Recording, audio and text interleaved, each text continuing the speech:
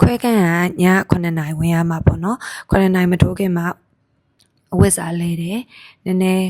ပြင်ဆင်မှုလေးလုပ်ကြရပေါ့ကိုတော့အားပေးတယ်ဘာလို့လဲဆိုတော့အရန်ကြောက်တယ်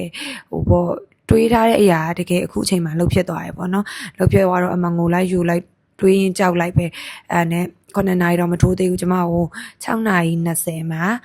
အခန်းထဲကနေပြီးတော့လာခေါ်ရတယ်ပေါ့နော်ဝီချဲစီးသွားရတယ်စီးနေတန်းနဲ့လည်းမှကြောက်နေတယ်ညနာကတော့ဇီးရွက်လောက်ပဲရှိတယ်ပေါ့ပြုံးပြနေပေမဲ့လည်းတွေးနေကိုကြောက်နေတာအမှ6နာရီ20ဝင်သွားတယ်9နာရီခွဲမယ်ဆိုပြီးတော့မခွဲဖြစ်ဘူးပေါ့နော်ကိုအရှိမှလည်းခွဲလူနာတွေ3-4ယောက်လောက်ရှိနေတာဆိုတော့စောင့်ပါတယ်စောင့်ရတာနဲ့ကျမခွဲကန်ဒီအချိန်ကိုကြည့်လိုက်တော့8နာရီထိုးဖို့10မိနစ်လိုတယ်ပေါ့နော်အဲ့မှာရင်မေးစေးပြီးခွဲလိုက်တယ်ခွဲပြီးတော့အပြင်ပြန်ရောက်လာတော့10နာရီ50မှာပြန်ရောက်လာတယ်17နာရီထိုးဖို့10မိနစ်လိုမှရောက်လာပြီးတော့ဒါအခန်းထဲမှာရောက်နေအခြေအနေပေါ့နော်တတိရတယ်ဒါပေမဲ့နှာခေါင်းကတော့အဲ့လိုမျိုးပိုက်သွင်းနာတာဆိုတော့ဟိုနည်းနည်းလေးတော့နာတယ်ပေါ့နော်ဒါပေမဲ့မခံမရနိုင်အောင်မဟုတ်ဘူးစေးထိုးတာအချိန်ကြီးလဲရှိတော့အားလုံးအဆင်ပြေပါတယ်ဒါပထမ